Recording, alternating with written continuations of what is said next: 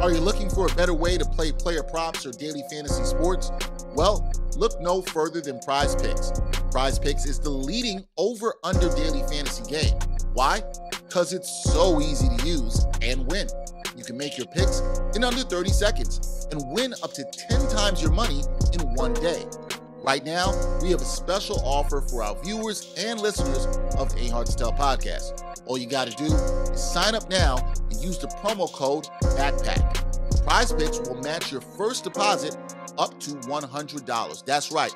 They'll match your first deposit up to $100. So, join the over 150,000 others who found a better way to play and download the Prize Picks app today.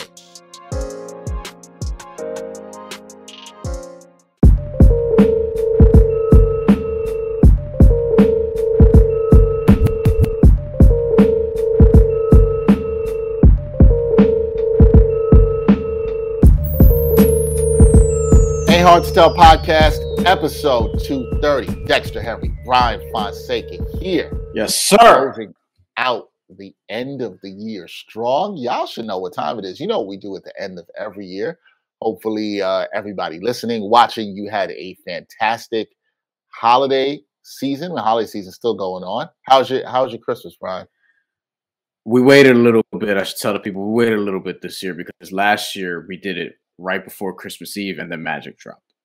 So this time, right before the end of the year, here we go. Yep. No, I took a legit vacation, went to Tampa, future extended family, and spent some time out there. Went to a spot called Crate, which is amazing. They had it was a little cold down there, even down there, but not like it was in New York. But yo, that place Crate, it's like one of these outdoor food courts where you can get something here, something here, something here that you eat outside. So I locked eyes with this Puerto Rican restaurant. And I was like, I don't need to go nowhere else. So wait, how many times did you eat there on the trip? No, just the one time. Just the one time. Oh, just the one time. But, okay, I thought you kept going back and didn't try anything else. I think it was called La Creación Express. And Roberto Clemente lived in Tampa for a minute. So they had a nice a painting of him there, or whatever the case may be. The artwork was dope. I took photos and videos and I posted them on my IG since and things of that nature. Me and Astrid shared a grilled chicken breast with rice gandules. The rice had little pieces of ham inside. There were some red peppers also. And we also she got acapuria, and I got a skewer, a chicken kebab, a little bit of barbecue. It's a pincho de pollo and some garlic bread. It was fucking fantastic. Also, not very expensive. That was the highlight of the trip, along with Christmas Eve, where we ate a lot of home cooked food or whatever the case may be, and it was nice. It was monstrous. It was nice rice and ribs and chicken and lasagna, and there were mashed potatoes that I didn't have because I was I only have room for so much. People drank, we talked shit, told stories, listened to music, etc., etc. It was fantastic. And then Christmas Day saw a bunch of the NBA games, so it was what it was. What was the coquito flowing? I think somebody had some. I'm not sure. There you go. I did not. It would not be that. It would not be that if that was not flowing. I expected that to happen. I don't drink, but someone I'm sure had some somewhere. I know my family back in New York definitely did because I've heard some stories about what they did. Very good. Glad to hear the coquito was flowing. My Christmas Eve was nice and relaxing with the family. Made some oxtail, which my oxtail this year. Yeah. Woo! Y'all ain't messing with me out there, man. Y'all ain't messing with me out here. Man, it was good. I still got plenty of leftovers. It was slamming. Had a little fish fry to go with that. Some other food. Just kicked it. Got to see my daughter open up her gifts Christmas morning. Had to work Christmas Day, but it was a good time with the family. So can't complain. Hopefully everybody out there had a great Christmas. But as I said, if you've been following this podcast, you know what we do at the end of the year time. It's time for the 2022 Ain't Hard to Tell podcast Hip Hop Awards. That's what time it is. This is where we tell you what is the best, what we thought the best things were in hip hop We have a bunch of different categories that we go through. The first part, we're going to go through a different bunch of categories. The second part of these episodes that we do, so 230 will be this first part, 231 will be our top 10 hip hop albums of the year, which is one of the favorite things Bryan and I like to do. To tease that, I think Bryan and I are going to have more variance in our list probably than ever before. Maybe we get to the same number one. We've done that a couple years in a row, but I think we might have a little bit more variance this year in our list than we've had in quite other years. Bryan, we're going to kick this off. We're going to start with the first thing we're going to do here is rap song of the year. I'm very intrigued to see what you're going with on this. I think I had mine locked in for a while with this. And I want to be clear. Bro, we always do this. Bryan can talk about how he votes for this and how he views this, because some of this stuff is different. But who'd you go with for rap song of the year? Oh, I gotta do this one first. Oh my gosh. Like I tend to go with songs I play a lot during the year. I feel like that's the way to go, right? A way to go.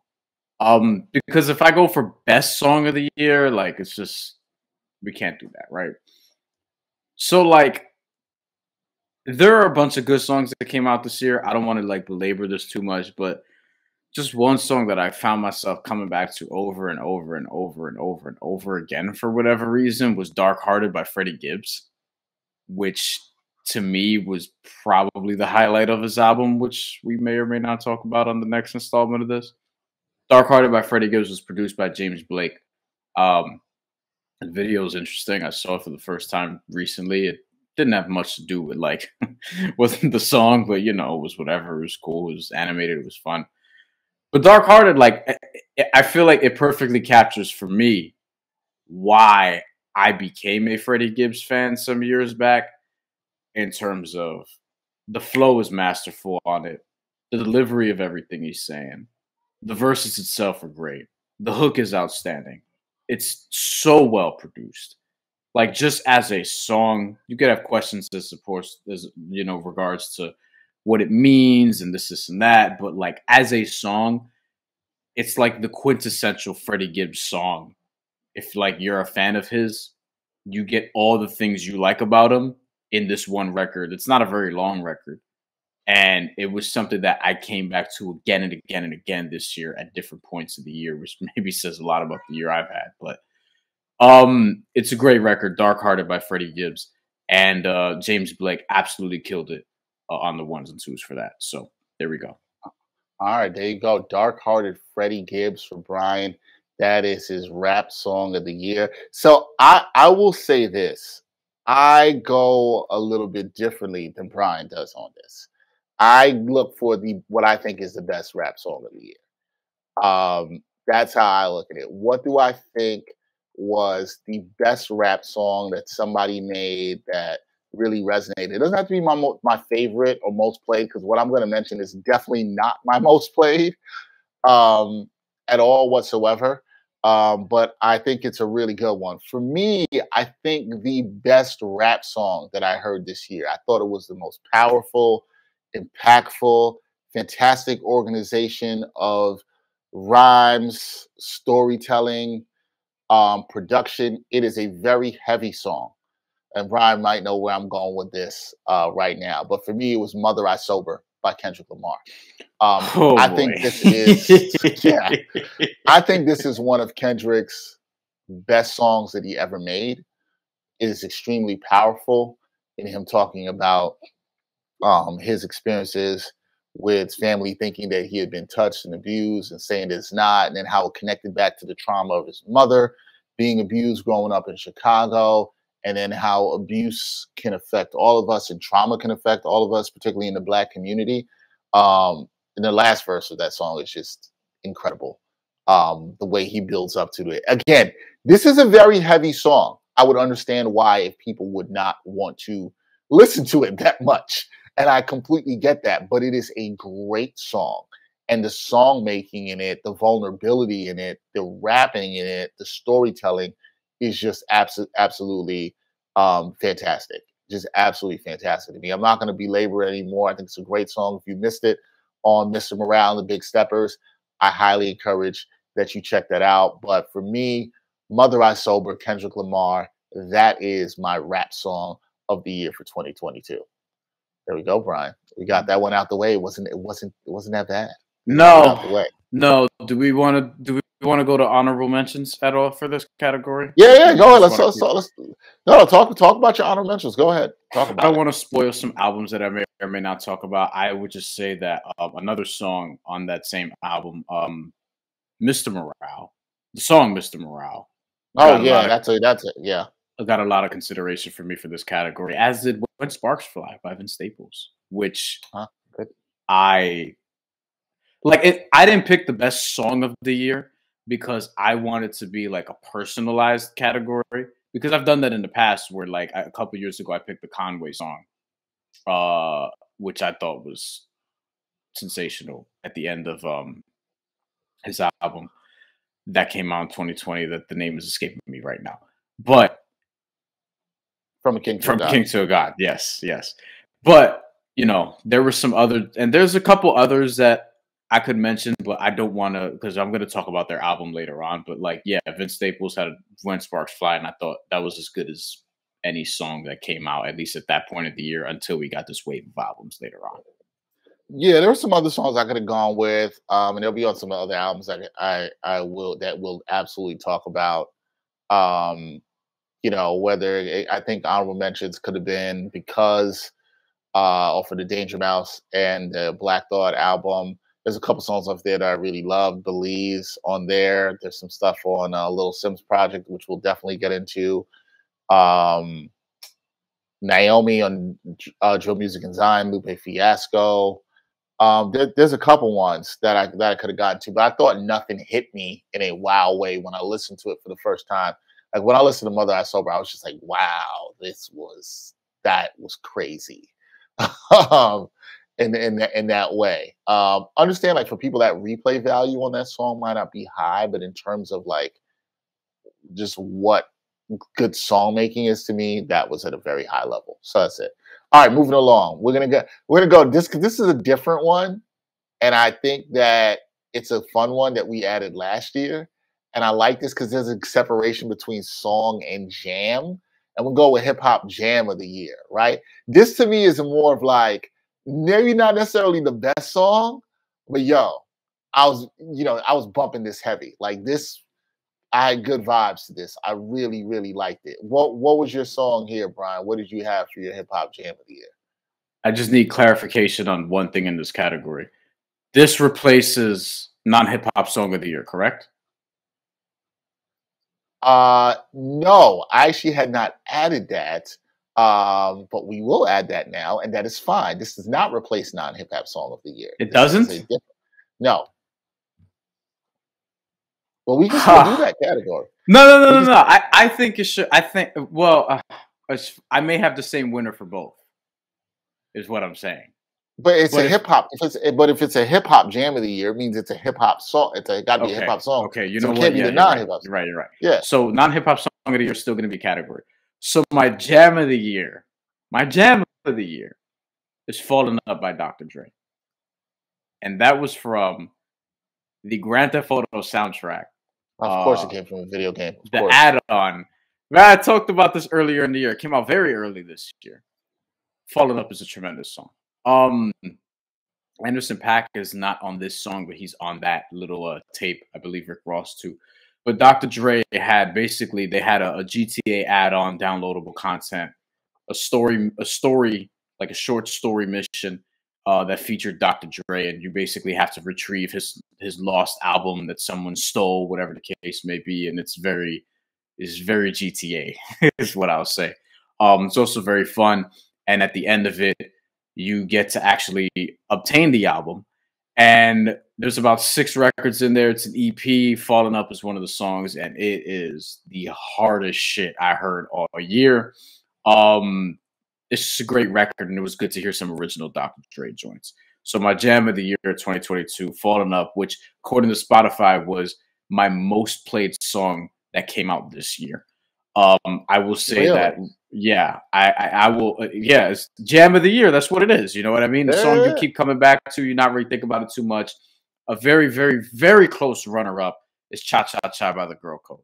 because I Yo, abused the hell out of that song this year, and I'm very excited.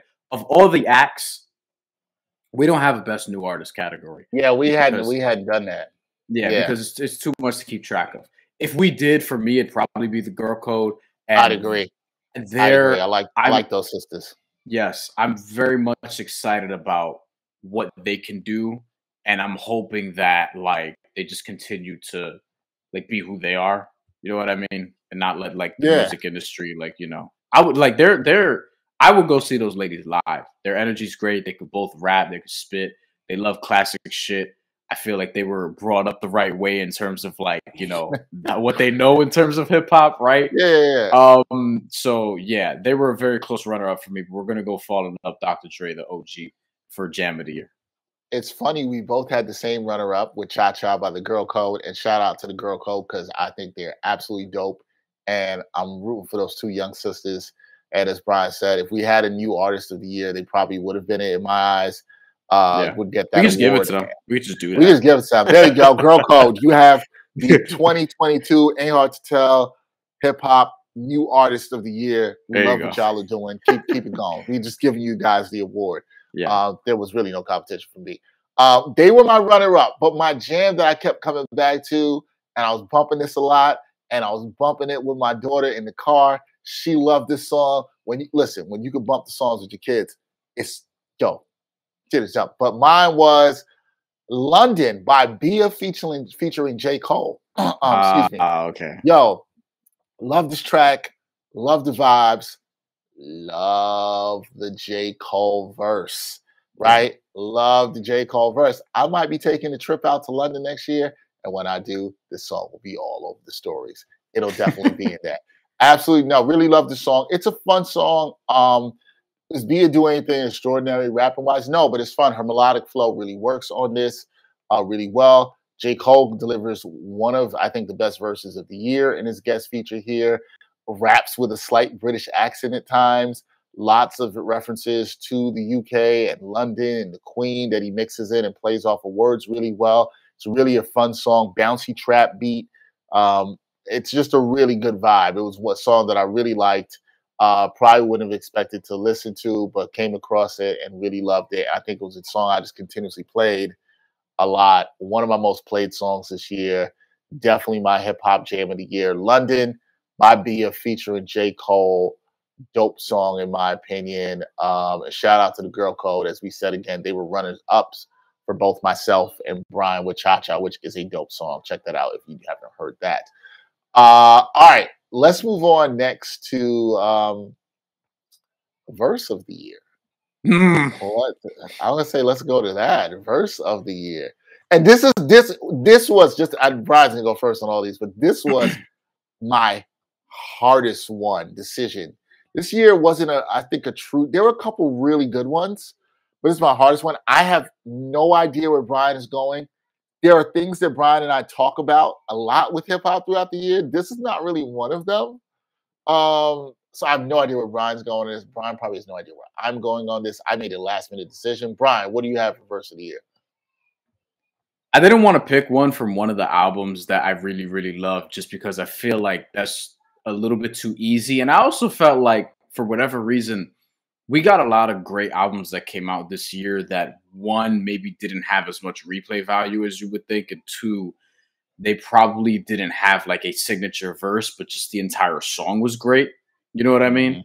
So it's like, which verse do you choose? So to me, there was a verse I heard early on in the year that I was like, this, when I talk about like what I want my hip hop listening experience to be as a fan, as a consumer in 2022, I want verses like this. And that is J. Cole on Johnny P's Caddy on Benny the Butcher, Taina Talk 4, which, you kind of forget that came out earlier in the year because Taina Talk 4 was so early. Johnny P's Caddy was dope. It's just like, in terms of just pure rapping, it's better than anything I've heard this year. Like, it's not like the most emotionally gripping thing like you would hear some of the stuff on Kendrick's album, and maybe you could find some other things on like Little Sim's album, etc., that are like better or whatever the case may be. But in terms of like, from a technical hip hop essence, from a rapping sense and what J. Cole's been doing on features for years now at this point, he's been probably better than anyone in hip hop at jumping on other people's shit and absolutely going crazy. He did it with Pablo Boat not that long ago, which is a song that we talked about in this exact category. You know what I mean? I think Johnny P's Caddy is up there with J. Cole's best verses, especially best guest verses. And Johnny P's Caddy, his verse is exceptional, which, that kind of overshadows a very good Benny the Butcher verse on what is probably the best song, if not one of the best songs on Tainted Talk 4. But Johnny P's Caddy, J. Cole, like, that takes it for me. Okay. So this was that we were there.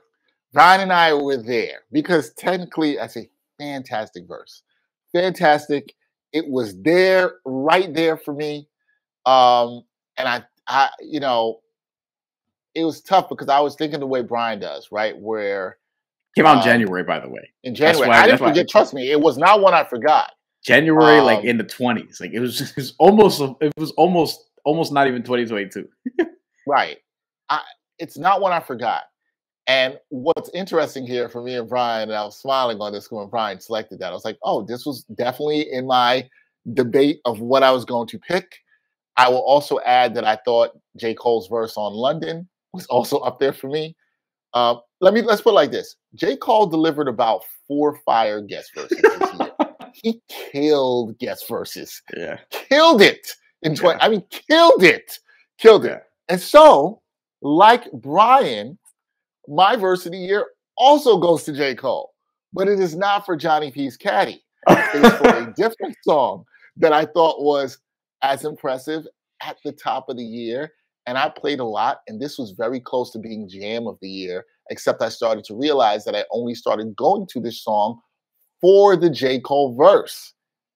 And that, folks, is Stick off of the Dreamville DJ Drama, Gangsta Grillz mixtape. Stick, I believe, is the first song on the project. J. Cole's verse at the end is crazy. It is a really good one. I'm with Bryan's fine with Johnny P's Caddy. I think it's fantastic. You can flip-flop with either one of these for me. They both are great. I love J. Cole's energy on this. Everybody was very aggressive, and J. Cole just skates on this. Yeah. Almost in the way he does on Pablo Boat. Just skates on the track. It's, crazy, right? And the metaphor of Stick and bringing it back and carrying the piece as a gun around with him, like taking a walk through the hoods. His final bars in that verse, crazy. Give me J. Cole verse of the year. That's interesting. We both had J. Cole for verse of the year. I like him with Stick on the Dreamville mixtape, which was okay, but that was a standout for me, that verse there. So my verse of the year also goes to J. Cole, but as far as performance on Stick. So Bryan and I both go with J. Cole, both guest verses, and that's the choice for us there. Non-hip-hop album of the year. Bryan, what do you... For me, this is something I knew for a while. Me too. We will not, I can guarantee we will not have the same answer on this. This is guaranteed. We will not have the same answer on this. That is for sure. I can tell you that. No, we won't. I can just tell you that. Go ahead, Bryan. What's your non-hip-hop album of the year? I knew it when I first heard it, and I knew I wasn't going to change my mind because it didn't matter what come out after. But May 6, 2022, Bad Bunny released Un Verano Sin Ti, and that translates to A Summer Without You. And tell me this is not on brand, people. It's on brand. Mine's gonna be on brand too. This is easy. Every single Latino and especially Puerto Rican loves this album. It's, even though it's very long, it's 23 tracks. But it's just banger after banger, and it's like 80-something minutes. But probably helps that I'm not Spanish fluent yet, though I've been working on it. I'm getting a little better. I would say that spoiler alert, he's probably going to win another one of my categories, so we're going to get to that right after this. But Un Verano Sin Ti is just amazing, and I think that my favorite non-hip hop song of the year also comes from this album. Very similarly, soon as I heard it, knew what it was. It's probably one of the most popular. It definitely is one of the most popular songs from this album, but also one of the best. And it's also very early in the album. But Bad Bunny was great this year. This album is also the first non-English speaking album to get a Grammy nomination for Album of the Year. Like, not Latin album, but just Album of the Year. And that's a big deal. I don't know if he's going to win the category, but it would not surprise me regardless of what else is up there. I don't even know off the top of my head, but Bad Bunny's doing some sensational shit. Somebody who early on, like, I wasn't really sure if I even liked him like that because his music sounded kind of like, you know, it was kind of typical Puerto Rican dembow shit in the very, very beginning. And I feel like as he's ascended, his music has legitimately gotten a lot better. And obviously, like, he is also the quintessential, like, easy celebrity to root for, which there aren't a lot of, but so far seemingly stays out of trouble and, you know, and all those things. And I'm going to probably talk about him again on this episode, so we're going to save some of that for later, but Un Verano Sin Ti was fucking tremendous. And a great, it's really an experience more than it is just an album. And I did some partying this year, and that album is always in the rotation at functions. I will say that much as well. Damn, an experience is what you got Bryan out here saying that it is an experience more than anything. Okay, that I feel like you stayed very on brand for that one. I feel like you stayed very, very, very on brand. Yeah, wasn't much competition for that one. For that one, okay. My and I actually have to look at this before I say this because I feel like I was about to give a wrong date because I actually feel like I'm sort of not remembering exactly when this dropped. I believe it was in June, but I could be wrong. It was July. Excuse me. It was in July.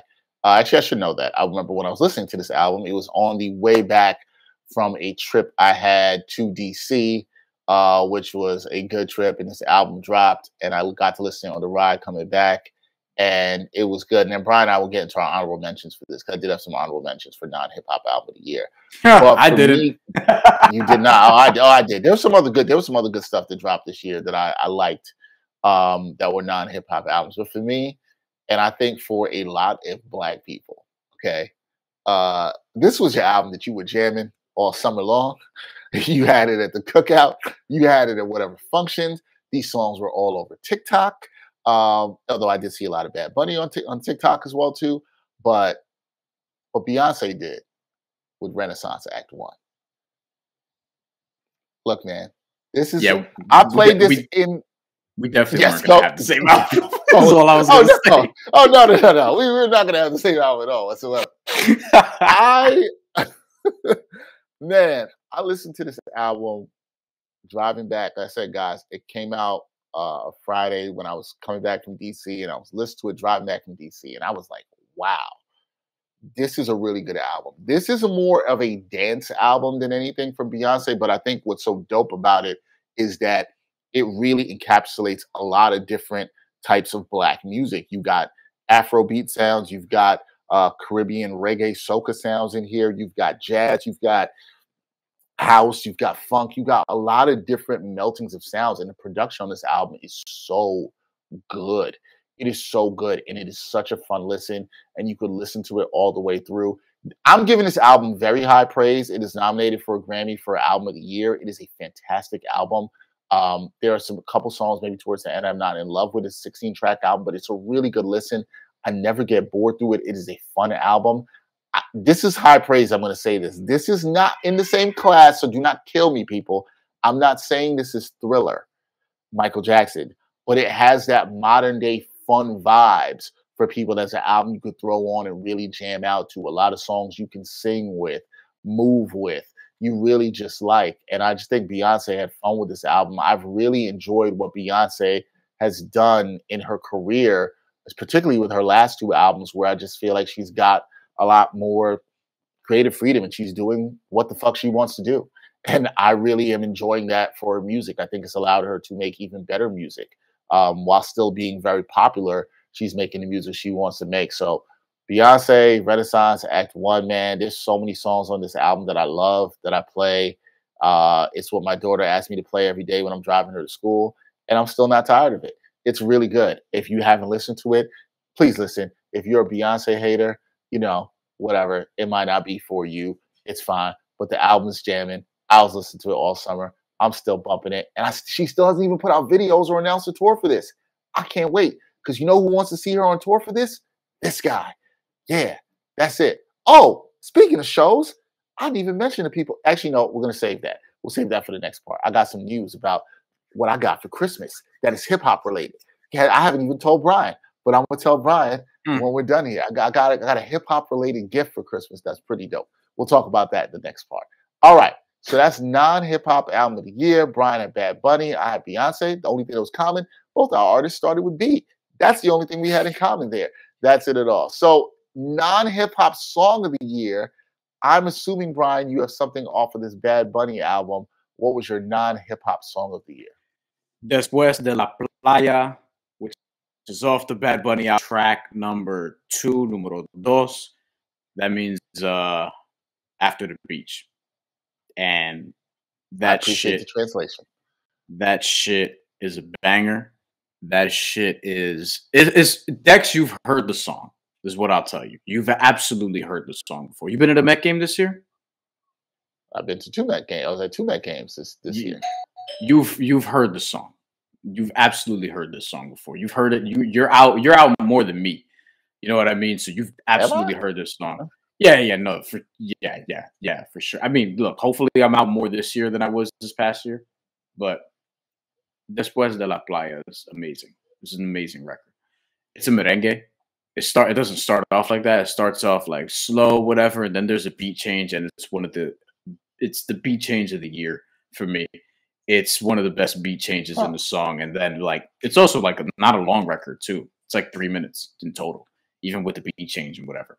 But you need to hear this record. It's track 2 off the Bad Bunny joint. If you look up songs from this Bad Bunny album that we were just talking about, Un Verano Sin Ti, Después de la Playa is one of the main ones that people refer to again and again. It's one of these songs, like you hear it and you're like, oh, that's an instant classic. Like the people are going to be playing this for a long, long, long time. It's already my favorite, probably my favorite Bad Bunny song. Not even gonna lie. Wow. So non-hip-hop song of the year, Después de la Playa, Bad Bunny. Knew it when I heard it, and 7 months, that hasn't changed at all. Okay. This is tough for me because there's so many songs I love. It's definitely coming off the Beyonce album. There are so many songs I love on that album. But for me, it probably would have to be the song Cuff It. Cuff It's great. It's just got a great bass guitar riff and horns in that song. Very fun. Just great vibe. I mean, listen, but here's my thing. You can pick any song off that Beyonce album. You like it. Plastic Off the Sofa, that's also one of my jams. Church Girl. There's so many different ones. But if I had to go with one that I constantly go back to, it's probably Cuff It off of the Beyonce album. I cannot speak highly enough of that Beyonce album that I think is fantastic. I did want to mention, going back to non-hip-hop album of the year, some honorable mentions for me. Seems like for you, it was Bad Bunny. But it was close for me. I did like, in reggae, I did like Third Time's the Charm by Protege, one of my favorite reggae artists. He did a fantastic job with that. I mentioned him on here before, I think last year. Yeah. He's on the Grand Theft Auto soundtrack. Kingston B. Wise is there. There you go. I'm a Protege fan. Also, Alex Isley, one of the granddaughters, I believe, of Ronald Isley, whose music I've been messing with for a while. She had an album this year called Marigold, which was fantastic. Well, I've heard about this. I can play that very much all the way through. That was a very tough choice for me to left. And then Moonchild, band that I liked a lot, they dropped an album this year at the top of this year. Alex Isley actually is featured on that. So it's Rhapsody. A lot of people know them from their work. They've opened up a lot for the internet and some other bands. They're really dope singer. Amber Vereen, who's the lead vocalist, has done a lot of work with some hip hop artists like Elzai. She's fantastic. They also dropped a good album. So those are all honorable mentions. If you haven't checked those out, non-hip hop ones, I highly encourage people to check that. Oh, also one other person I will mention is why is this woman's name blanking on me right now? I'm sorry. The R&B singer for Dream, Ari Lennox. Ari Lennox had her second album. Lennox, that's right. This album I heard. This one actually should say like that. It was Bad Bunny all the way for me, but this is one of the best non-hip hop projects I heard this year. Ari Lennox, second album, very strong, very good. Slightly not as good as her first one, but a really, really good project with some really good songs, and some good features. So Ari Lennox also should get a shout out there too. There was some good R&B, non-jazz albums, reggae albums. Kabaka Pyramids, another reggae artist that put out a really good album this year as well too. So there was some good other stuff that I was jamming outside of hip hop that I thoroughly enjoyed. So I just wanted to give those people a shout as well too. All right, what do we got next? All right, let's get this one out the way because we already know what this is. EP of the year. Okay, this was not a great year for EPs, or you can look at it in a way that like there's just one really good EP to talk about. There's a great EP, and then there's another good EP, and I'm not really sure about the rest of y'all and what the fuck y'all was doing out there because there wasn't really much in terms of EPs out here. I'm not going to waste everybody's time. This EP technically came out after, as Bryan said, we did the 2021 Ain't Hard to Tell Hip Hop Awards, and that was Magic with Nas and Hit Boy. This was a surprise EP that came out on Christmas Eve last year, so we got a nice little Christmas gift. And man, a year later, I still bump this heavy. I think it is the best of the 4 projects that Nas and Hit Boy has released, in my opinion. It's the tightest. I know it's an EP, but it's fantastic. I can listen to it all the way through. The production is great. I love it. It is grimy. It is gritty. It's great. If you haven't listened to it, go listen to it. I don't know what you're doing. The only thing that I think, and Bryan mentioned this to me before we did the show, the only thing I can mention that even came up for EP was DJ Premier did an EP. They're doing the Hip Hop is 50 series of EPs, and DJ Premier was the first producer to kick it off. He had 5 tracks that were really good for an EP. I like all those tracks; they're good, but I would not put it in this. And Nas is has a song with him on there. I would not put it in the same breath as Magic, but it is very good. So technically, if I had to give one that came out this year, it would go to DJ Premier, but I got to give it to Magic. It's got to be Nas and Hit Boy. Sorry, it's just it came out late. It made the cut for 2023. If y'all are mad and want to say, "Oh, it came out December 24th, 2022," well, we don't care. So yeah. And continuing the theme of, I mean, this one's probably gonna have more competition, but continuing the theme of categories that we kind of know where we're going, because there are only 2 categories left, and we're not ending with Producer of the Year. So let's do that now, because we're gonna end with Artist of the Year and Producer of the Year.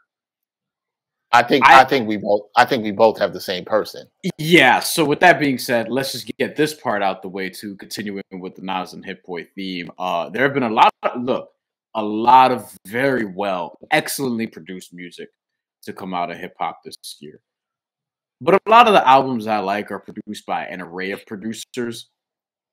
And King's Disease 3, which we will talk about on the second part of this, is one of our top albums of the year, as you would expect, was, again, produced fully by Hit Boy. He gets Producer of the Year because he's also done other projects that have come out this year really well. Things like that. Like, we're going to, at this point, we're probably going to name the category after Hit Boy. The Hit Boy Producer of the Year goes to blank. Because I think is this 3 straight years that he's gotten this? Did he get it last year from both of us? Got it last year from both of us, too. Before Magic came out. We didn't hear Magic again. And now we're giving off the strength of Magic and King's Disease 3. He did Dreezy. He did a bunch of stuff on Games, Dramatic, which was not that great of an album. He also, who else did he do a full project with? There's another person he did a full project with, and it's escaping me right now. But he's got credits all over the place. Look, man, Hit Boy's just been producing the fire. The only person that got me, that I gave a run for his money on this, and I would like to mention the person's a runner-up for me. And I don't want this to kill how I love another album, but the producer, UK producer Inflow, who handled all the production on Little Sims's No Thank You. Yeah. This is the only person that has a chance. My runner-up. This is my runner-up. My runner-up is definitely Inflow. He killed it. He needs to get, you got to give him the props. Salute, brother. The production was good. But I just think Hit Boy's too strong, obviously, with Magic and KD3 and all the other hit stuff we mentioned. Even Fallacy off of Absol album, which is a dope track. Like, yeah, it's Hit Boy's just killing right now, man. Yeah. Hit Boy's The Hit killing. Boy, Sorry, the Hit Boy producer of the year goes to Hit Boy. Hit Boy producer of the year goes to Hit Boy. All right. Okay. I think it's the last category we have, right? Yes. We usually end Artist of the Year, so Artist this of is the year. perfect. So we're gonna end this episode with Hip Hop Artist of the Year. I don't know where Brian's going on this. This changed for me, and I'll explain my reasons of why the switch for me. And I think people may not think it's where I'm probably going to go. But Brian, I'll let you go. I can't get us to Bad Bunny, right? No, you can. No, you cannot. I almost don't. I almost want to save this category for part 2. And the reason why I almost want to save this category for part 2 is because I feel like it gives too much of an indication of where we may be leaning in terms of albums. So I actually vote to have this end the entire shit. I don't know if you agree with that or not, though. Doesn't that make sense? Okay, so no, you know what? I'm fine with that. That's a fair decision. I'm fine with that because you feel like it's going to give. I see that it will give away a little bit too much about where you might lean to albums. I do think so too. For me, I think mine would give away at least where you think I might think this person's album ranks or whatever. So this is what we're going to do. We're going to hold off on that. We're not going to let you guys know who the hip hop artist is until you watch the next episode when we do the top 10 albums of the year. So stay tuned for that. That's a greeny wrap. tease, people. That's a greeny tease. That's a tease. That's a wrap for this episode number 230 of the Ain't Hard to Tell podcast. He's Bryan Fonseca. I'm Dexter Henny. We will be back with another episode where we break down the top 10 albums of 2022 in hip hop. Until next time, y'all. Peace.